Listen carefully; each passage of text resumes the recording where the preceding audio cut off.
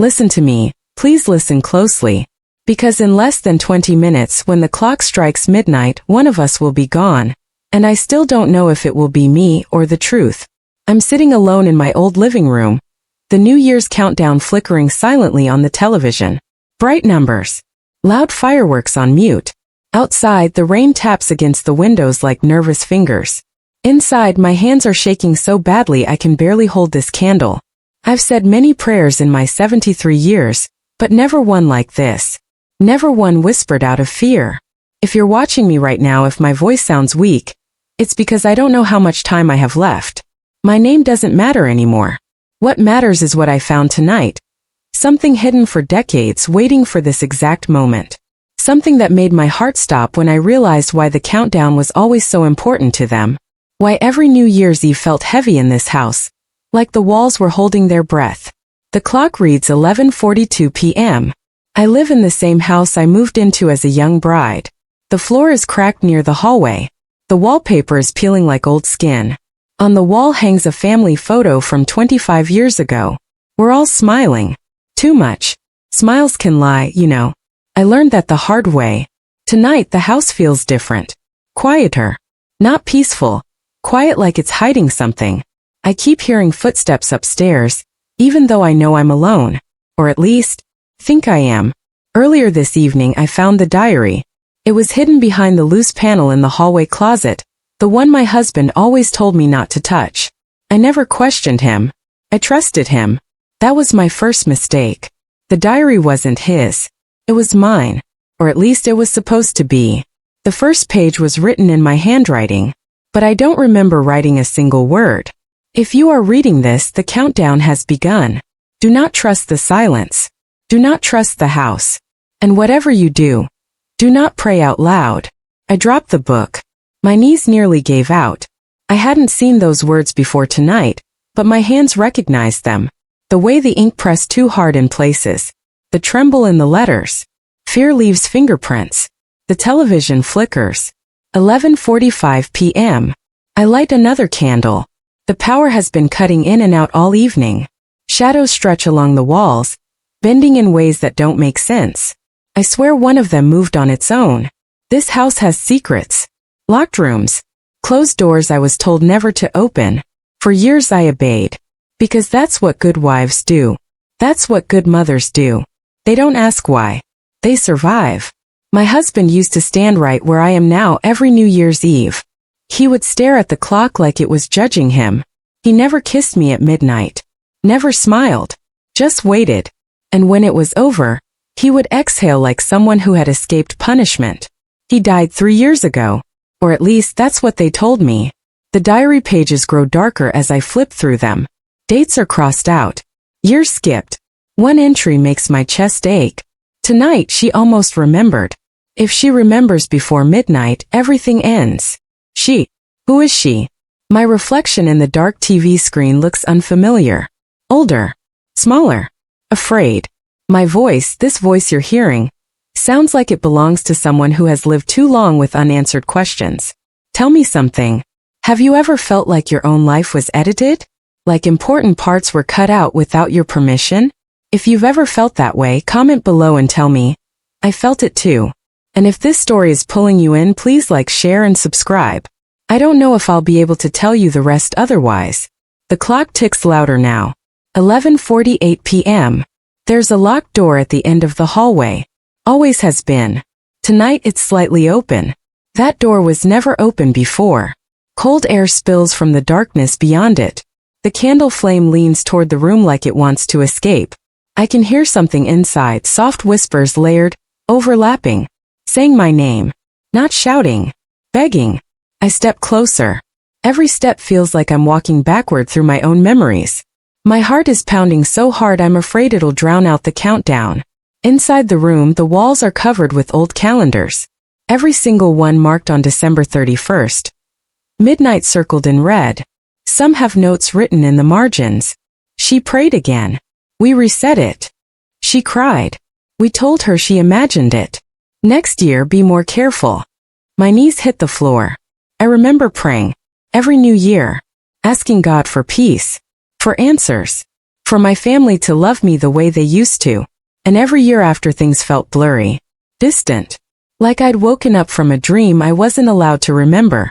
The television in the other room crackles back to life. 11:52 p.m. I clutch the diary to my chest and whisper the only prayer that feels real anymore. Not for forgiveness. Not for miracles. Just for the truth.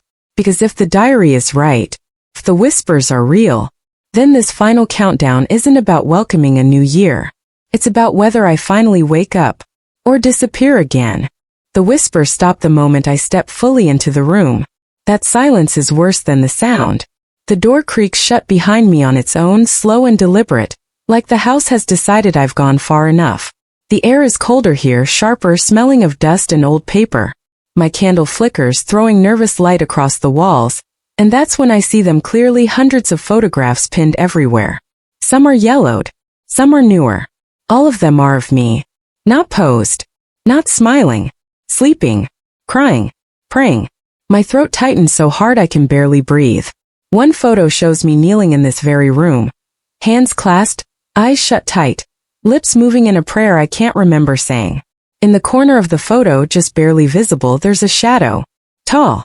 Watching. I stagger backward and bump into a small wooden table. On it sits a tape recorder, old-fashioned, the kind my husband used to keep locked away. A single label is taped on top, written in that same familiar handwriting. Play at 11:55 p.m. The clock in the other room ticks louder now, like it knows I'm running out of space to hide. I glance at my watch. 11:53 p.m. My hands hover over the recorder. Every instinct in me screams not to touch it. That instinct has kept me obedient for decades. Tonight, obedience feels like a death sentence. I press play. First, there's only static. Then breathing. Slow. Controlled. A man's voice follows, calm, practiced. My husband's voice. Tonight, if you're hearing this, it means you slipped through again. You always do eventually. My knees buckle. I sink into the chair, clutching the edge like it's the only solid thing left in the world. We never meant to hurt you, he continues. But you were never supposed to remember. The prayers, they were the problem. The tape clicks, then resumes. You see, every time you prayed at midnight, something changed. Doors unlocked. Truth surfaced. You remembered who you were before us. Before the house. My head throbs. Images flash behind my eyes, me younger, standing up to him, packing a bag, shouting words I don't remember learning. Fear flickers across his face in those memories. Not anger. Fear. We couldn't let you leave, the voice says softly. So we reset you. Reset. The word lands like a knife. My vision blurs. Tears drip onto the diary in my lap, smearing the ink. I flip pages desperately now, reading entries I must have written after each reset. They say I'm confused. They say grief does this to a woman. They say the house is safe. The tape continues. We told ourselves it was kindness. That keeping you here quiet praying for small things was mercy. And every New Year's Eve when the countdown reached 0, the house did the rest. A low hum rises from the walls like something waking up. The floor vibrates under my feet. What is this place? I whisper, my voice trembling, cracking in the empty room. The recorder answers me with my own voice, recorded years ago. Please, I'm saying on the tape. I remember now. I won't pray anymore. Just let me go. The sound of a door slamming follows. Then silence. I press stop, gasping like I've been underwater too long. The clock reads 11:56 p.m. I notice something I hadn't before. A large mirror leaning against the far wall, covered by a thin sheet. The air around it feels wrong. Heavy. Like gravity leans toward it. I pull the sheet away. The woman staring back at me looks older than I feel and younger than I should. But her eyes are awake. Sharp. Angry. Behind her reflection, faint but unmistakable, stand other versions of me. Younger me. Bruised me. Defiant me. All watching. My heart races. This house doesn't just hold memories. Traps them. The diary slips open to the last entry, written in a rushed, shaking hand. If you are here again, it means midnight is close. The final prayer isn't for God. It's for yourself. Choose silence, or the house will choose for you. Footsteps echo in the hallway. Slow. Measured. Someone clears their throat. You shouldn't be in there. A familiar voice calls out gently. Too gently. My daughter. My blood runs cold. She stands just outside the doorframe, smiling that careful smile she's worn for years. Behind her, my son lingers in the shadows, eyes avoiding mine. We were worried, she says. You get confused at night. I grip the diary tighter. You knew, I whisper. You all knew. Her smile falters for just a second. It was for your own good, Mom, she says. You were difficult when you remembered. You scared us. The house hum grows louder. The TV announcer's voice echoes faintly from the living room. 10 minutes until the new year. My son finally looks at me. There's guilt in his eyes. Fear too. It only works if you pray, he says quietly. If you don't, we don't know what happens. The mirror behind me trembles. Cracks spider across its surface. I take a slow, shaky breath. All my life I prayed for others. For my husband. For my children. For peace in this house. No one ever prayed for me. The clock ticks down. 11:57 p.m. And for the first time I understand. This final prayer is a choice. My daughter steps closer, her footsteps soft, careful, like she's approaching a wild animal that might bolt. The hum in the walls deepens, vibrating through my bones. I can feel the house listening. Mom, she says, lowering her voice. You're upsetting it. That one word tells me everything. I glance at the cracked mirror behind me. The other versions of myself stare back, eyes wide, waiting. I don't know how I know this, but I do. Every time I prayed, they went quiet. Every time I stayed silent, they grew louder. I spent my life thinking I was weak. I say, my voice trembling but steady enough to carry. Turns out I was dangerous. My son swallows hard. You don't understand what happens if you remember too much. Oh, sweetheart, I whisper. I understand now. You were afraid of losing me. But you were more afraid of what I'd become. The diary slips from my hands and lands open on the floor. A loose page flutters free, skidding across the cracked wood.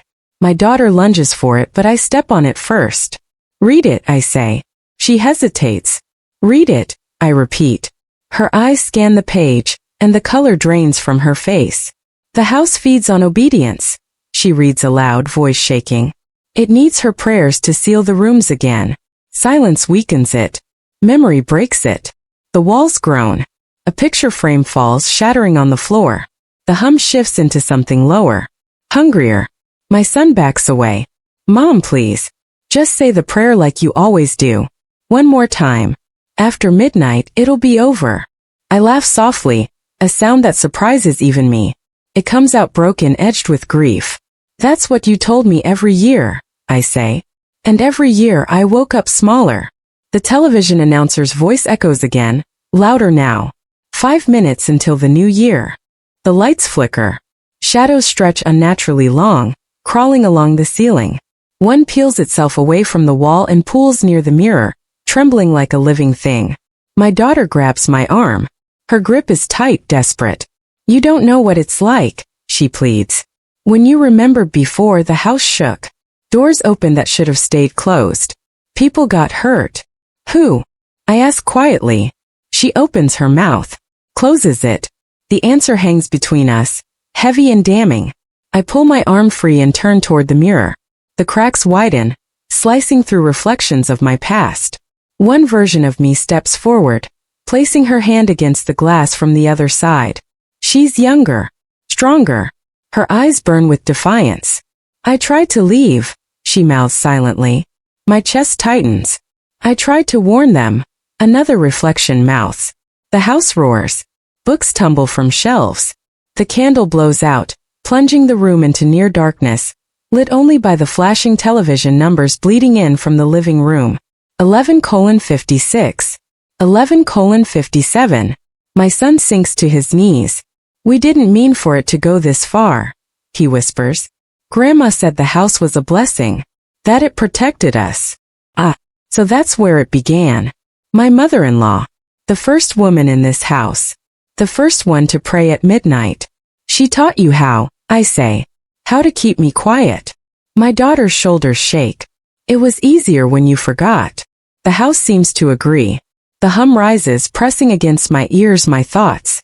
For a moment I feel the old fog creeping in, the familiar softness, the temptation to kneel, to whisper the prayer that would make it all stop. My lips part. The reflection screams silently. I snap my mouth shut. Silence. The effect is immediate. The hum stutters. The shadows recoil. A deep crack splits the ceiling, dust raining down like gray snow. The house does not like being ignored. 3 minutes until midnight. A door slams somewhere below us. Then another. Locked rooms unlock themselves with echoing clicks. Cold air rushes through the hallway, carrying the scent of damp earth and something older. I remember now, I say, pressing my hand to my chest. Every year, right before midnight, I prayed for the same thing. My daughter looks at me, eyes wide. I prayed to disappear. I continue. Because living like this hurt too much. The mirror shatters. Glass explodes outward, slicing the air. My son shields his face. My daughter screams.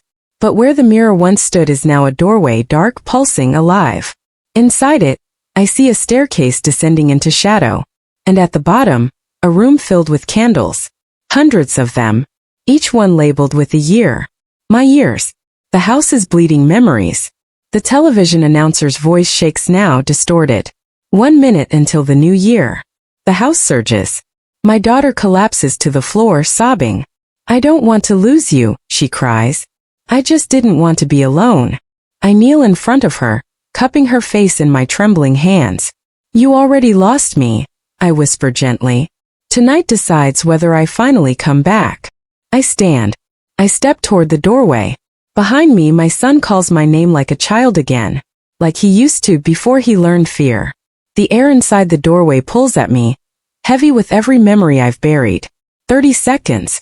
The diary burns hot in my hands. Whatever you do, my daughter sobs, don't pray. I nod. 20 seconds. I close my eyes. For the first time in 73 years, I choose silence. The moment I step through the doorway, the house inhales. That's the only way I can describe it. A deep, greedy breath, like it's pulling me back inside myself.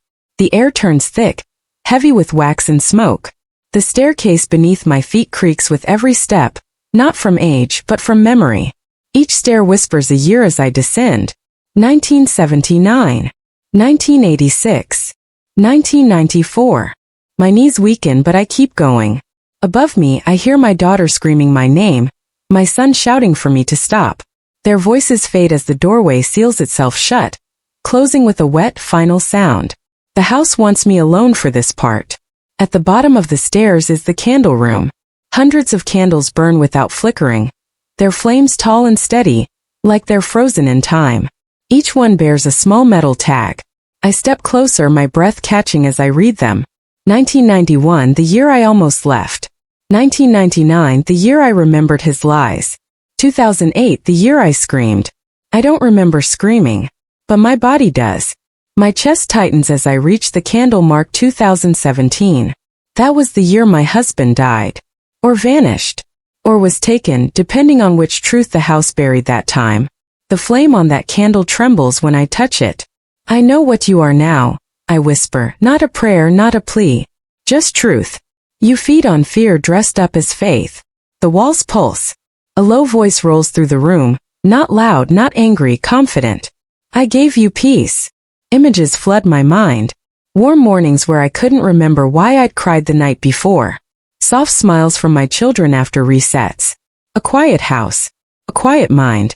Peace at a price. You gave me obedience, I say. You took my voice. The candles begin to melt faster, wax spilling over the edges, pooling on the floor like white tears. The voice responds, closer now. You prayed willingly. My hands curl into fists. No, I whisper.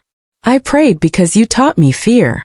The floor cracks open, revealing dark earth beneath the boards.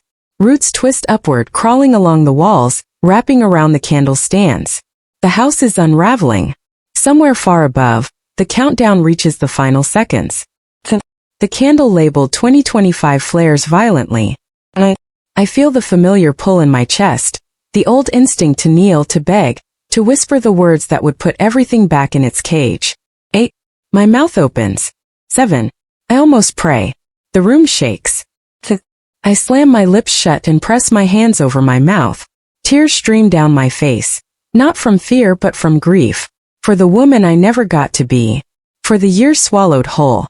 The voice changes. Strains. You will lose them. Images flash. My daughter alone in this house, my son haunted by guilt. The family collapsing without the ritual to hold it together. For I already lost myself, I whisper. And that ends now. Treat. The candles begin to extinguish, one by one, starting with the oldest. 2. The house screams. Not through sound but through pressure, memories crashing into me all at once. Every reset. Every erased argument. Every truth swallowed mid-sentence. 1. Midnight. Silence. No fireworks. No music. No prayer. Just me standing in the dark as the final candle goes out. For a moment nothing happens. Then the house exhales. The roots crumble into ash. The walls sag old and tired. The voice fades into a distant echo. No longer certain, no longer fed. What have you done? It whispers. I remembered. I say softly. The doorway behind me cracks open, spilling pale light into the candle room. I hear my daughter crying. Not in fear this time but relief. I hear my son calling for me, his voice shaking real. The house is still standing, but it is no longer in control. I take one last look at the extinguished candles. The years return to me at last, and step toward the light. Because for the first time, the new year didn't begin with a prayer. It began with me. The light from the doorway feels thin, fragile, like it could shatter if I move too fast.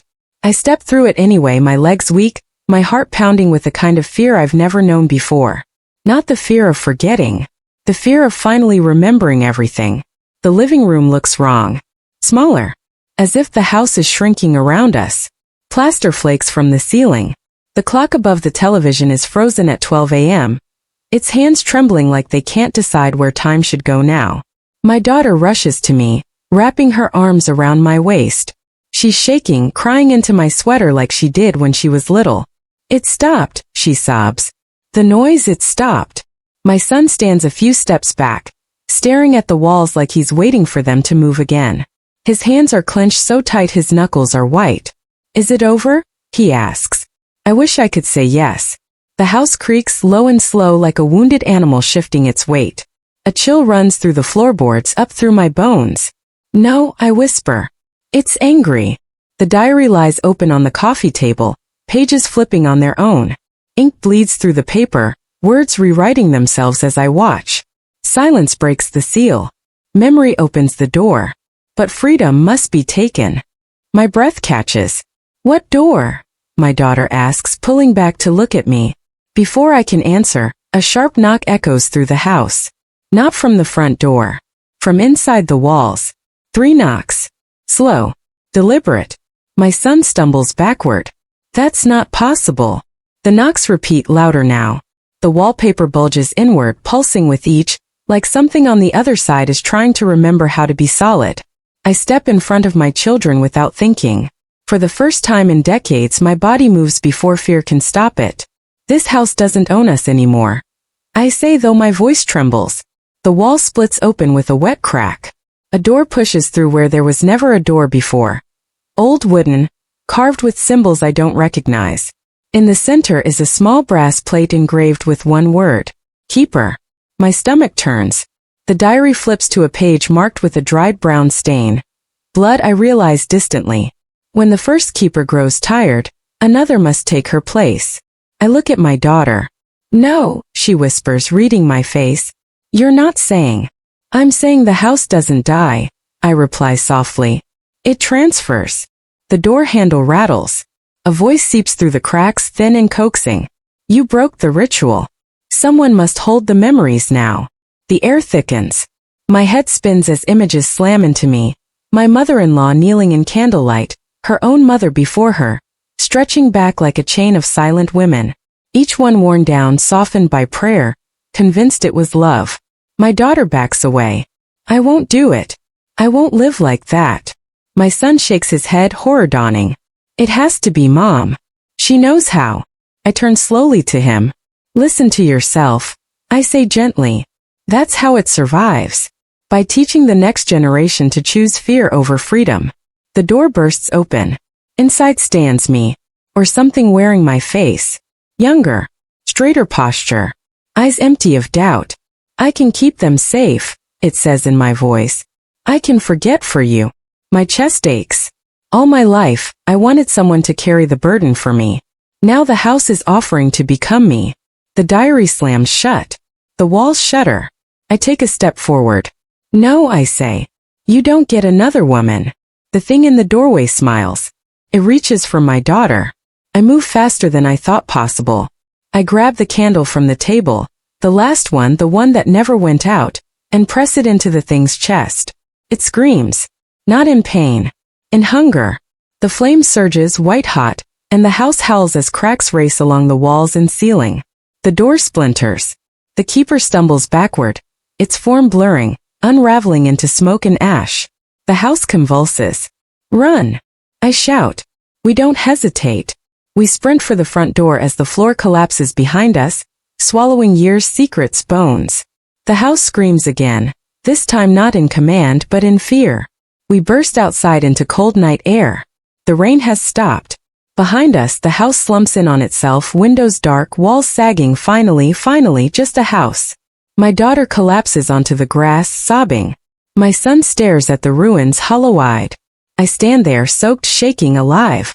The diary in my hands grows warm. A final sentence bleeds through the cover. The line ends when one woman chooses herself. I close my eyes. For the first time, the silence feels like peace. We don't speak for a long time. The night air feels too open, too honest. Without the house breathing down my neck, the silence is unfamiliar, almost loud.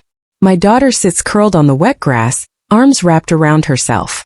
My son paces back and forth like he's afraid the ground might remember us and open up again. Behind us, the house stands crooked and wounded, but not dead. Its windows stare blankly into the dark, empty now of whispers, yet not entirely empty of memory. I feel it before I see it. A pressure behind my eyes. A slow ache blooming in my chest.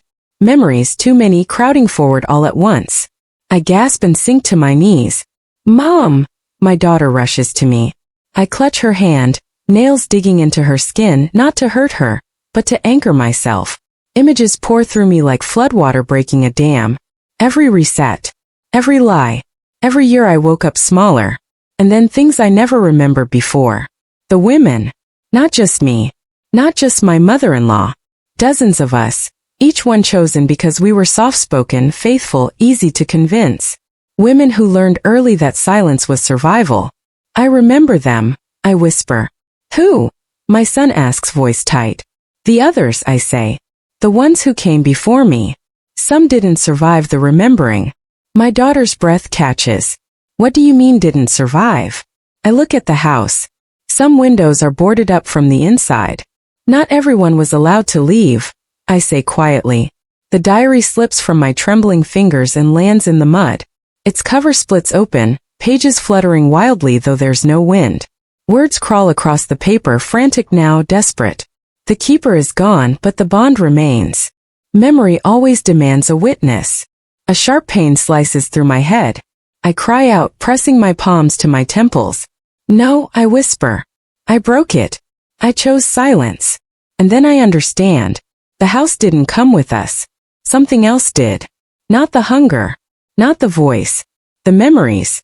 All of them, mine and theirs, are inside me now, unfiltered, raw. The burden the house used to carry has nowhere to go. My daughter's eyes widen as she watches me sway. Mom, you don't look okay. I smile at her, soft and sad. I am, I say. I'm just full. The truth settles into my bones like cold iron. The house fed on prayer to stay asleep. But memory doesn't disappear. It moves. I won't forget again, I say firmly. Even if it kills me. My son drops to his knees in front of me. This is our fault, he says, voice breaking. We let it happen. We chose the easy way. I cup his face, forcing him to look at me. No, I tell him. You were taught fear. Tonight you learned courage.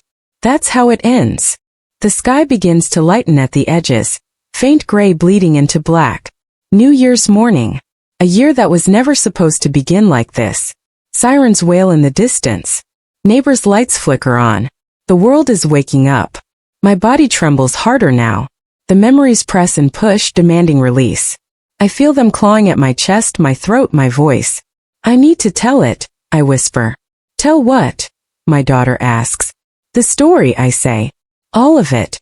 If I don't, it stays trapped inside me. That's how the house survives. Through silence. She nods slowly, understanding dawning in her eyes. So you speak, she says.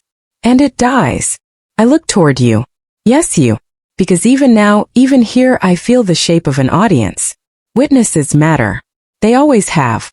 I straighten my back despite the pain, drawing in a slow, shaking breath. My final prayer wasn't to God, I say softly. It was to truth. The diary's pages stop moving. The words fade. The house behind us gives a long final groan, and collapses inward on itself, folding like wet paper. Dust rises then settles. Nothing is left but rubble. My daughter cries, not from fear this time but release. My son covers his face with his hands, shoulders shaking. And me? I begin to speak. Out loud. Unafraid. Because there is only one thing left to do now. Finish it. Morning comes slowly, like it's afraid to interrupt. The sky is pale and unsure. Clouds thinning into a soft gray that reminds me of old letters left too long in the sun. I sit on the cold curb where the house once stood, my coat pulled tight around me, the diary resting closed in my lap for the first time. No words bleed through anymore. No whispers scratch at the edges of my mind. My daughter sits beside me, shoulder pressed to mine. My son stands a few steps away, speaking quietly with a neighbor who keeps glancing at me like I'm a ghost who decided to stay. Feel lighter. Not happy. Not healed. Honest. Sirens fade. People murmur. Someone offers me water. I take a sip and hand it back. My hands still tremble, but it's different now, like the shaking after a long-held breath finally released. You should rest, my daughter says gently. I will, I tell her. After. After what? I look up at the sky. The clock on a passing phone reads 12:19 a.m. The new year has already begun without fireworks for me. Without music. Without prayer. After I finish, I say. She knows what I mean. She squeezes my hand and lets go. I turn toward you. Yes, you. I've felt you listening since the first whisper, since the countdown flickered in the corner of my eye and my voice began to shake. Witnesses matter. The house knew that. That's why it kept me quiet. That's why it fed me forgetfulness and called it peace. I won't do that again. I was taught that silence was holy, I say softly. That a good woman swallows her fear and calls it faith. I believed that for 73 years. The memories inside me stir. Not painfully now, but like birds settling after a storm. They aren't clawing to escape anymore. They're listening. I prayed every new year because I was afraid. I continue. Afraid of losing my family. Afraid of being alone. Afraid of what I'd remember if I stopped asking God to erase it. I close my eyes. The image comes clear and sharp. The first time I almost left. The suitcase by the door. My husband blocking the way, not angry, just terrified. My mother-in-law's hand on my shoulder, warm and steady, telling me to kneel, telling me it would all be easier if I prayed. It was easier. That's the lie that lasts the longest. I wasn't strong enough then, I say. So the house chose me. Or maybe I chose it. It doesn't matter anymore. I open my eyes. Across the street, a small crowd has gathered. Neighbors. Strangers. People who heard a noise in the night and woke up curious. They don't know what happened here. Not really. But they're listening. That house didn't need evil, I tell them. It needed obedience. It needed someone willing to call for getting a blessing. A man shifts uncomfortably. A woman wipes her eyes. My daughter watches me like she's seeing me for the first time. The truth is, I say, voice steady now, nothing supernatural kept me there. Just fear. Just love twisted into a cage. The wind moves through the rubble where the house stood, lifting dust into the air. For a moment I think I hear a voice, familiar, coaxing. I wait. Nothing comes. The silence holds. Good. I thought the final prayer would save me. I continue. But it wasn't a prayer at all. It was a decision. I breathe in. Deep. Clean. I chose myself. Something inside me settles completely, like the last piece clicking into place. My son steps forward, tears streaking his face. Mom, he says hoarsely. I'm sorry. I nod. That's enough.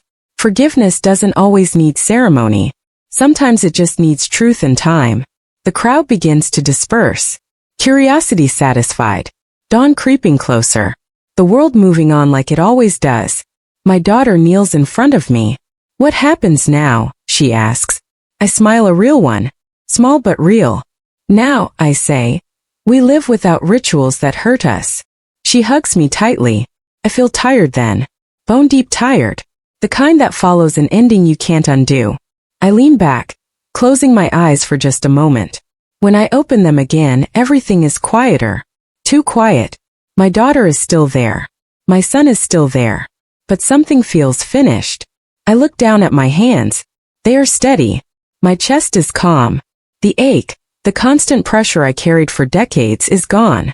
Understanding dawns, gentle and inevitable. The house needed a keeper. The memories needed a witness. And I needed to choose myself. I did. And the cost was never the house. It was time. I feel myself thinning at the edges, not fading in fear, not pulled away. Just complete. Like a story reaching its final line. I take my daughter's hand one last time. Listen to me, I whisper. You don't owe silence to anyone. Promise me. She nods, tears falling freely now. I promise. I turn to you. If my voice sounds distant, that's because it is. Not gone. Just finished. If you're hearing this, I say softly, remember me. Not as a woman who prayed herself small, but as one who finally stayed quiet long enough to hear the truth. I exhale. No music plays. No prayer follows. Just silence. And for the first time in my life, the silence answers back.